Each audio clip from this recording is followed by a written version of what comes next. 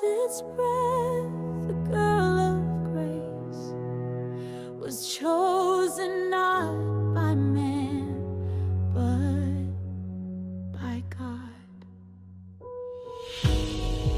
She wasn't born in a palace, she was born in exile.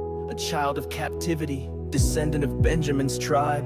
Her name was Esther, a myrtle tree fragrant in the storm, but they called her Esther, a star that would rise when darkness took form. Orphaned alone, but never forgotten, raised by her cousin Mordecai, a faithful man of God who taught her to stand when the world bowed low. She learned to listen, to wait, to pray, to trust in the God of Abraham, even when she couldn't see the way. And who knows whether you have not come to the kingdom for such a time as this. Her people were hunted by a man named Ham, a shadow in royal robes, drunk on his pride. But Esther, she fasted, she wept, she went before the throne, though it could mean death. She chose purpose over fear, faith over comfort, calling over ease.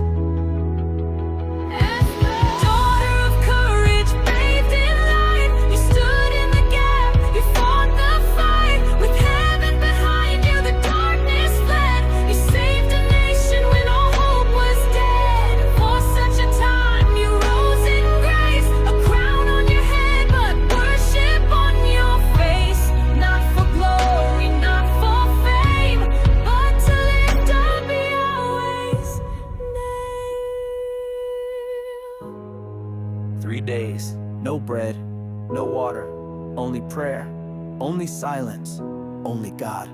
Then she clothed herself in royal robes, not to impress, but to intercede. She entered the king's courts uninvited, yet covered by divine purpose, for the Lord had gone before her. If I perish, I perish.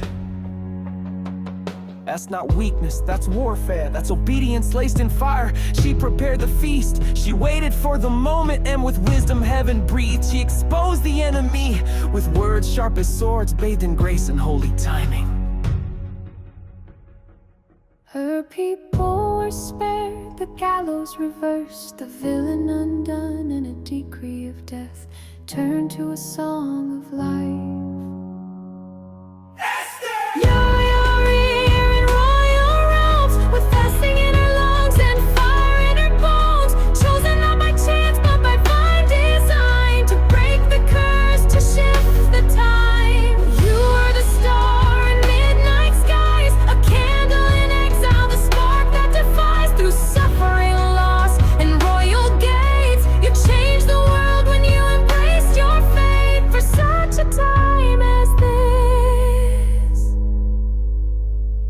You said yes, and God did the rest. Blessed is the one who trusts in the Lord. He makes the humble rise. The Lord is my strength and my shield. And somewhere in the courts of heaven she still stands, crowned not in gold, but in obedience, and her legacy whispers to us now. Rise, child of God. You too were born for such a time as this.